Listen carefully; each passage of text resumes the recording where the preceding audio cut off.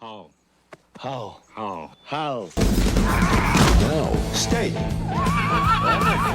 The only help he can find Reach for the sky, ladies and gentlemen! is an outlaw Do exactly as I do it. Yeah! Yeah! who's no help at all. All right, I'll do it. Do what? Help you rescue Princess Pee-Pee. Pay. We are partners. Shake on it. You're not in the East, okay? You're not in China. This is the West.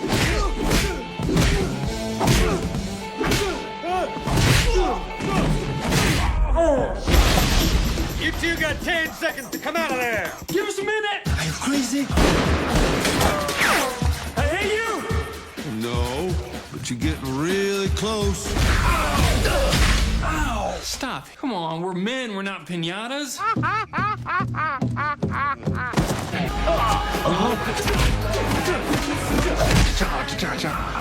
Come on, Roy. Be the bullet. You can do it. Oh, no, you can't. He's gonna kill you. This Memorial Day, the Old West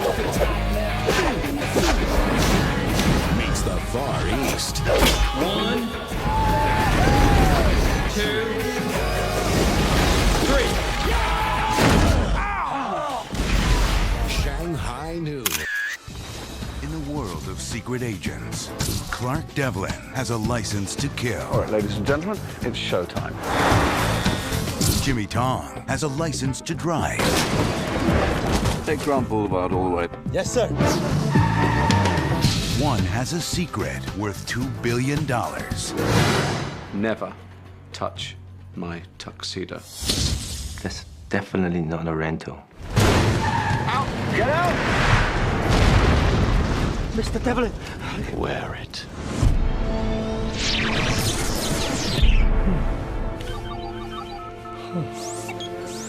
Daniel. Here, show me. I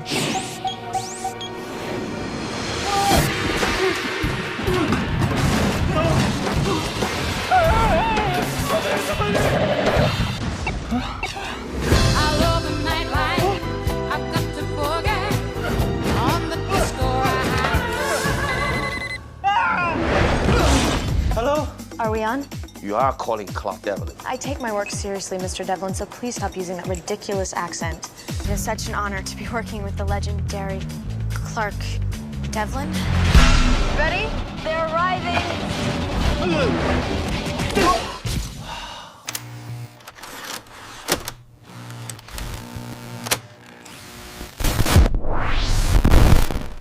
Picture this. Jackie Chan is sprinting full speed through the streets of Los Angeles. No stunt double, no safety net, no CGI. Just a guy in a suit dodging traffic, leaping over hoods, and somehow still looking cooler than anyone has a right to look, while completely out of breath. The crowd in the theater lost their minds. You lost your mind, and somewhere in the back of your head, a little voice said, "Nobody else on the planet does this." That voice was right. Jackie Chan was not just a martial arts star.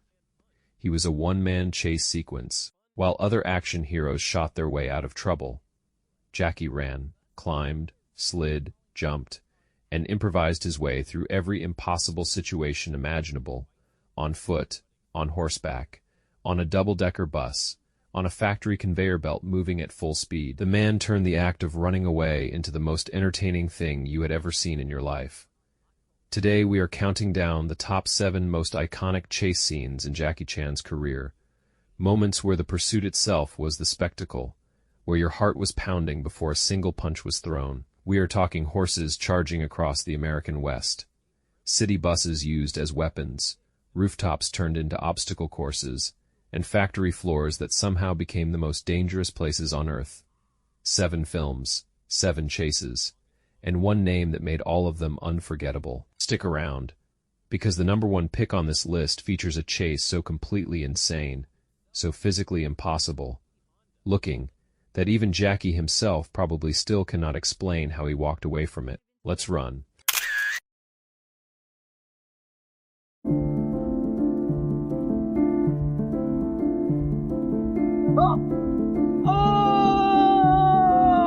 Na Leute, wer ist der Actionstar Nummer 1? Wer ist Meister des Kung Fu? Logisch, er beherrscht die wildesten Tricks und lässt seine Gegner immer blass aussehen. Jackie Chan ist Dragon Lord. Hier geht es richtig zur Sache.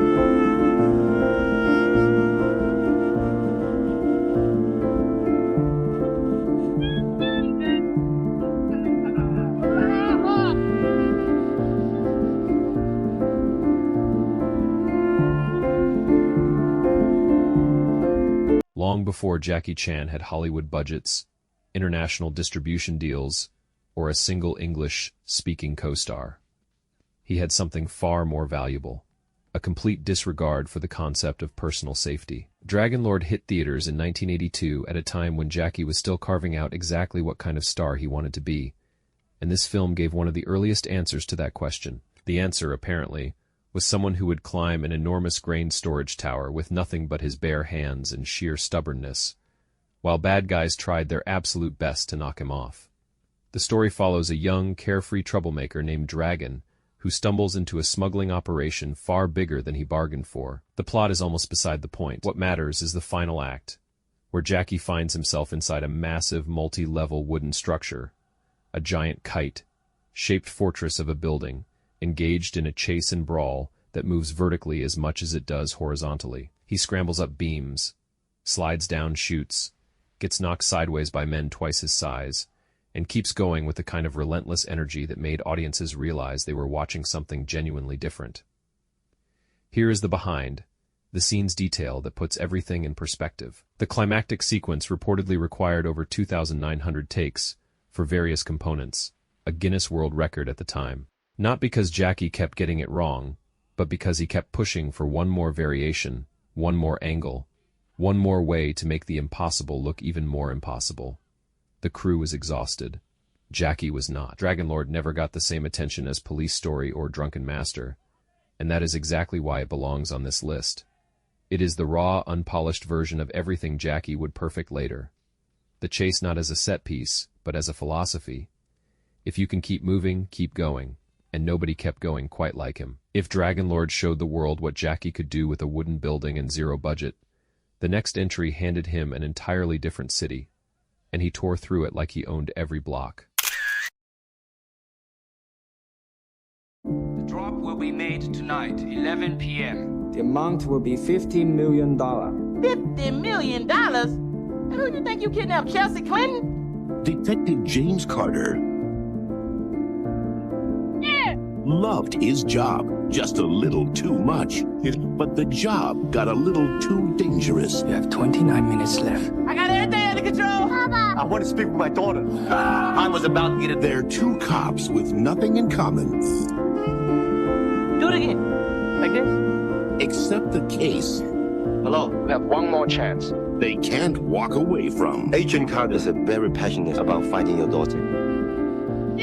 Get up, stand up, come on, throw your hands up if you got the feeling. Jump up against the ceiling, jump around, jump around. Which one of y'all kicked me? From New Line Cinema. No more. The fastest hands in the East. Wow. Meet the biggest mouth in the West. I can't hold it anymore. Just hang on, man. I'll be right back. There is a moment in Rush Hour where Jackie Chan is hanging off the side of a moving vehicle in downtown Los Angeles, traffic blurring past him at 60 miles an hour, and Chris Tucker is somewhere nearby screaming at a pitch only dogs can fully appreciate. The audience is laughing and terrified at exactly the same time. That combination, comedy, and genuine physical danger fused into a single insane sequence, was the secret formula that turned Rush Hour into one of the biggest action comedies of the entire decade. By 1998, Jackie Chan had already conquered Hong Kong cinema, cracked the Australian market with Rumble in the Bronx, and proven to American audiences that he was the real thing. Rush Hour was his full Hollywood arrival. He played Detective Inspector Lee, a Hong Kong cop shipped to Los Angeles to assist on a kidnapping case, immediately sidelined by the FBI, and immediately ignoring that instruction completely. What follows is a film built almost entirely around the contrast between Jackie's disciplined, precise physicality and Tucker's glorious chaos, and the chase sequences are where that contrast becomes pure gold.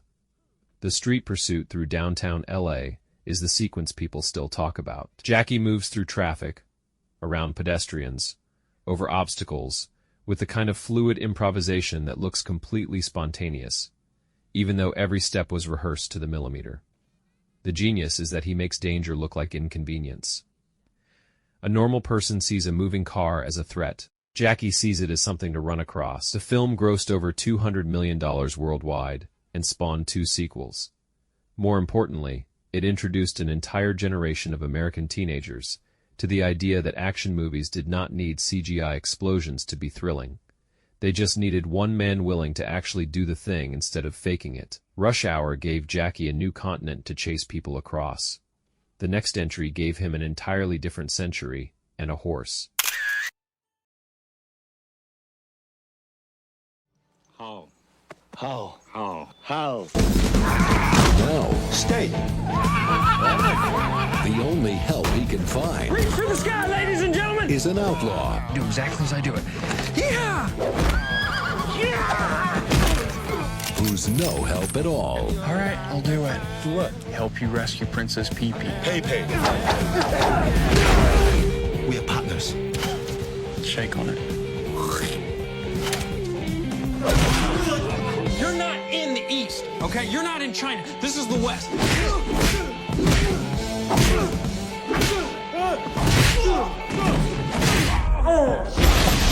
You two got 10 seconds to come out of there. Give us a minute. Are you crazy? Hey, you! No, but you're getting really close. Ow! Stop. Come on, we're men. We're not pinatas.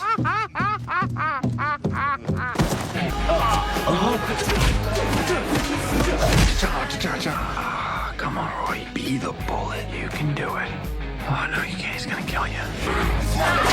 This Memorial Day, the Old West meets the Far East. 1, 2, 3. Shanghai Noon. Nobody in Hollywood in the year 2000 would have looked at Jackie Chan and thought, yes, put this man in a Western, stick him on a horse, give him a cowboy hat, drop him in the middle of the American frontier, and see what happens. It sounds like the setup to a bad joke. Instead, it became one of the most purely entertaining chase sequences Jackie ever committed to film, and proof that the man could make absolutely any setting work as long as you gave him enough space to move. Shanghai Noon cast Jackie as Chan Wang, an imperial Chinese guard who travels to the American West to rescue a kidnapped princess, accidentally befriends a bumbling outlaw played by Owen Wilson, and spends most of the film completely bewildered by cowboys, saloons, and the general lawlessness of 19th century Nevada. The chemistry between Jackie and Wilson is effortless in the way that real comedic timing always looks effortless, which means it was almost certainly brutally difficult to get right. The chase sequence that defines the film involves a runaway train, a horse at full gallop, and Jackie doing what Jackie does, refusing to accept that any situation is physically unwinnable. He moves between a charging horse and a moving locomotive with the kind of casual athleticism that makes you forget, just for a moment, that human beings are not actually built to do this. The period setting strips away every modern shortcut.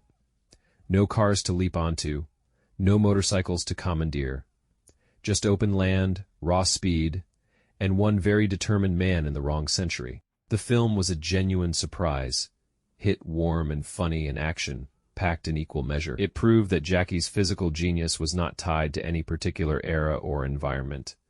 Give him a horse and a train, and he will find the chase inside it. The next entry trades the open frontier for towering glass and steel, and a bus that has absolutely no business being used the way it gets used. In the world of secret agents, Clark Devlin has a license to kill. All right, ladies and gentlemen, it's showtime.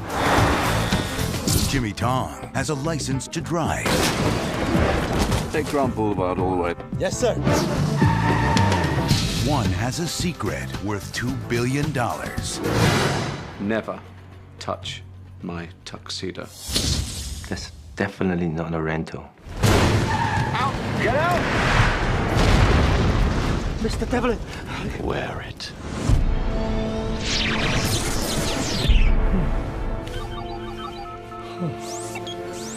Daniel. Here, show me.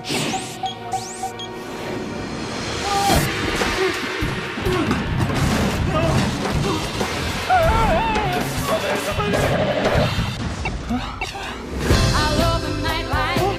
I've got to boogie on the disco Hello? Are we on? You are calling Clark Devlin. I take my work seriously, Mr. Devlin, so please stop using that ridiculous accent. It is such an honor to be working with the legendary Clark Devlin. Ready? They're arriving! Most action stars get their best work from a director who understands them completely. Jackie Chan in 2002 was operating in a slightly different situation.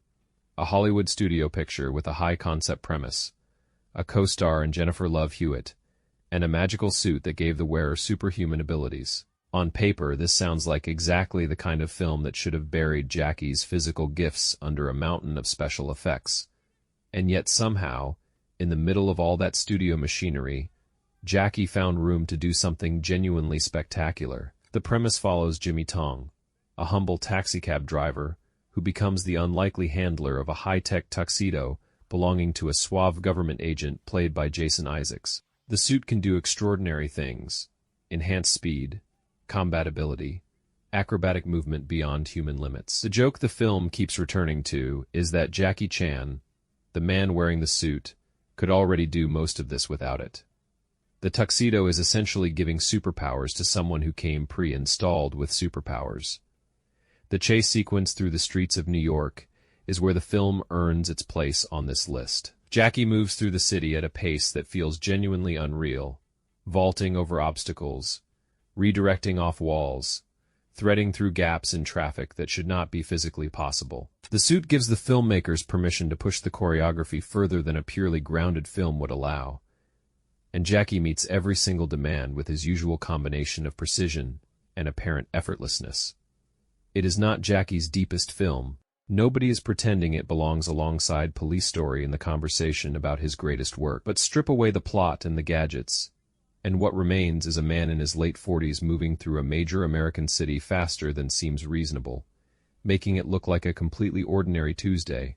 That alone earns its spot here. From a magical suit on the streets of New York, we move to something far more grounded and far more brutal in a Hong Kong that has no patience for anything magical at all.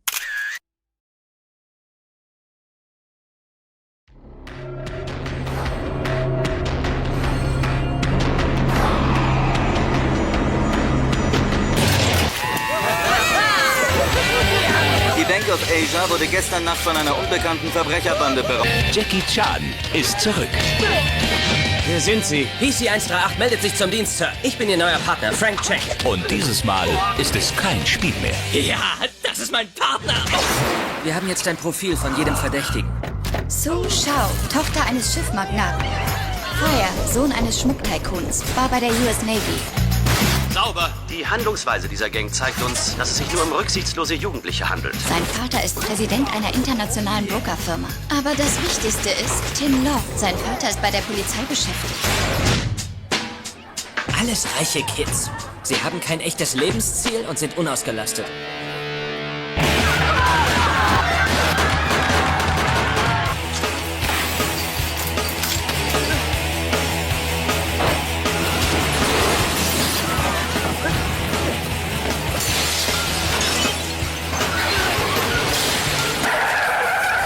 Diese Kugeln müssen immer in der Mitte bleiben, sonst explodiert die Bombe.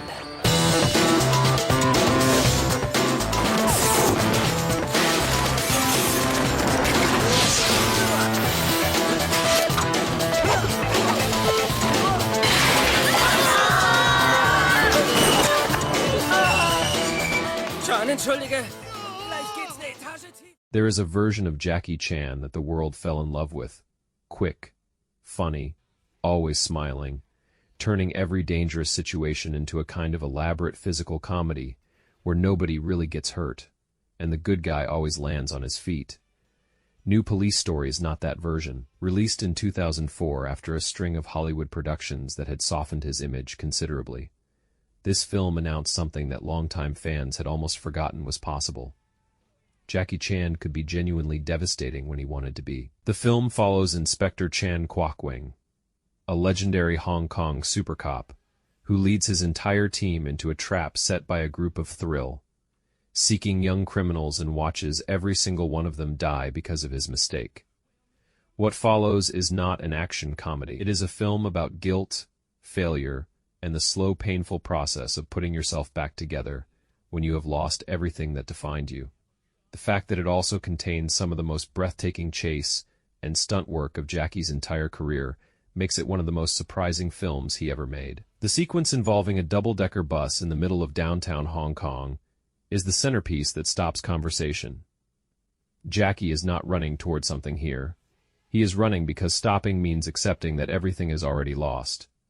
He moves through the city with a desperation that feels completely different from anything in his earlier work. Up the side of a building, across rooftops, through gaps between structures that leave absolutely no margin for error. The physicality is identical to what he was doing in 1985. The emotional weight behind it is something else entirely. Behind the scenes, Jackie reportedly pushed hard to make this film specifically because he felt his Hollywood work had moved too far from what he actually did best. He wanted Hong Kong back. He wanted the streets, the real locations, the practical danger. New Police Story gave him all of it, and then asked him to carry genuine dramatic weight on top of everything else. The result was the best-reviewed film of his later career and proof that reinvention was always available to him when he decided to reach for it. From the emotional weight of Hong Kong streets, we move to something completely different. A factory floor, a conveyor belt, and a chase sequence that somehow manages to be both scientifically improbable and completely impossible to look away from.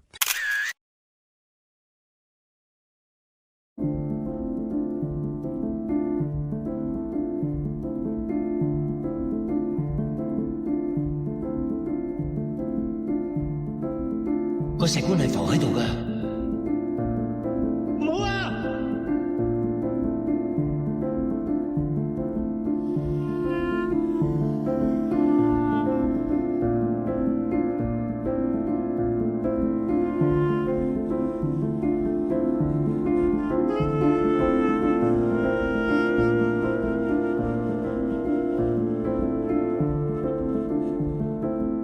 ！Jack! Jack, the police is after you.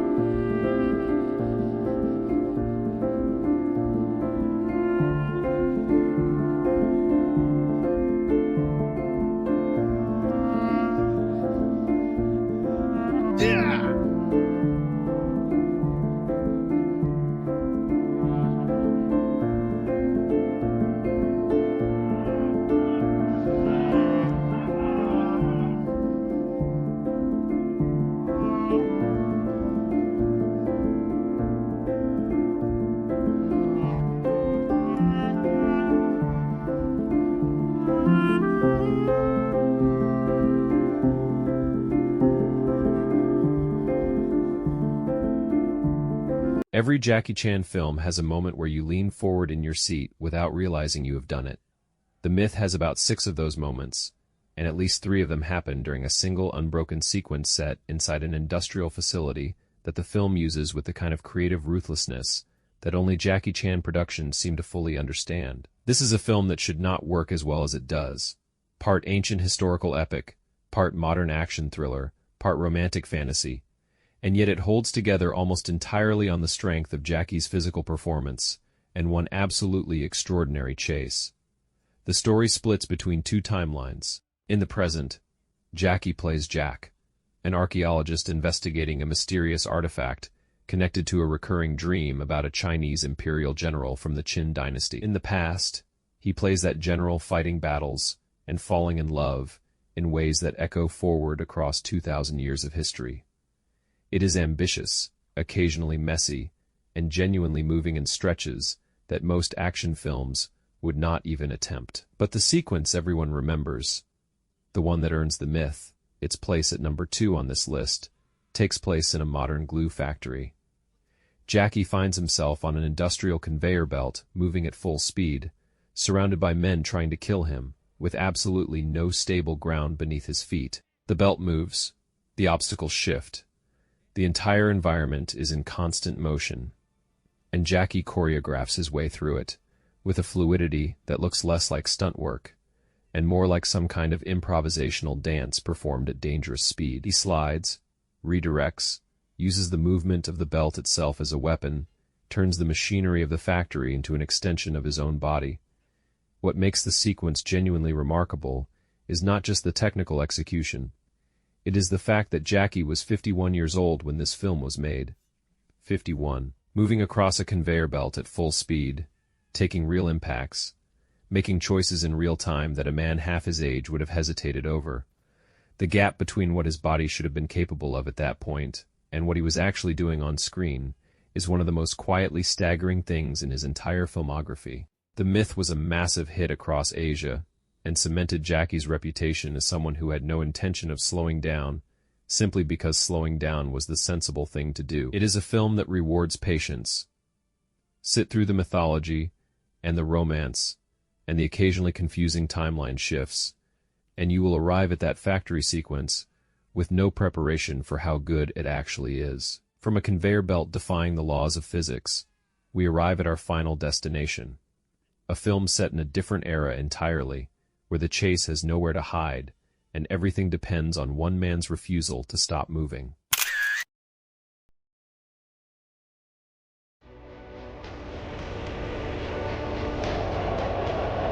In a conflict that would give birth to the first great empire of China, two kingdoms went to war. In the illustrious battle that followed, only 2 men survived.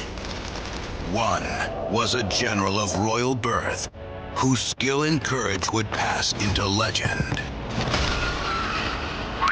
The other was a peasant soldier with a talent for making friends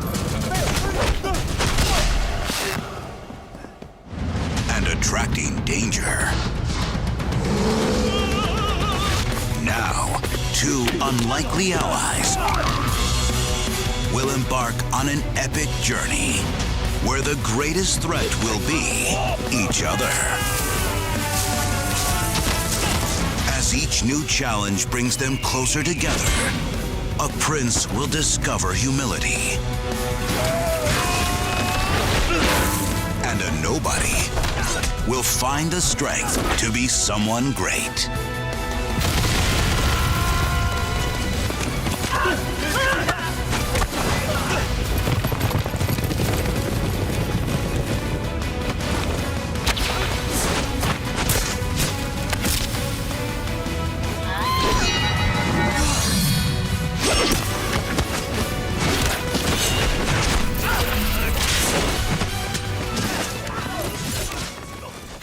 There are films that announce themselves as important from the first frame. Little Big Soldier does the opposite. It arrives quietly, almost modestly, set in the chaos of ancient China during the Warring States period, built around 2 men walking across a war-torn landscape with nothing but each other and a rope between them. It does not look like a Jackie Chan action film. It does not feel like one for long stretches. And then the chase begins. And everything you thought you understood about what this film was doing gets completely rewritten in real time. Jackie plays a low-ranking foot soldier, not a hero, not a warrior, not a man of exceptional skill or noble purpose. He is a survivor, a man who has kept himself alive through 2 decades of constant warfare, not by being the best fighter in any room, but by being the smartest coward in every situation. When he captures a wounded enemy general played by Wang Lihum and decides to drag him across the country to collect a reward, the film becomes a road movie, a buddy story, and eventually something that cuts much deeper than either of those descriptions suggest. The chase sequences in Little Big Soldier are unlike anything else on this list, because they are built entirely around Jackie's character's limitations rather than his abilities. He is not faster than the men pursuing him. He is not stronger.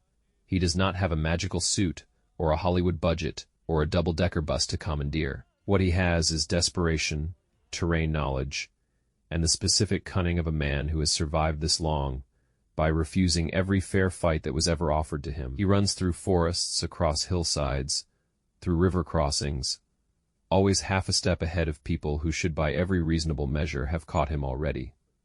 What elevates the film to the top of this list is what surrounds the action.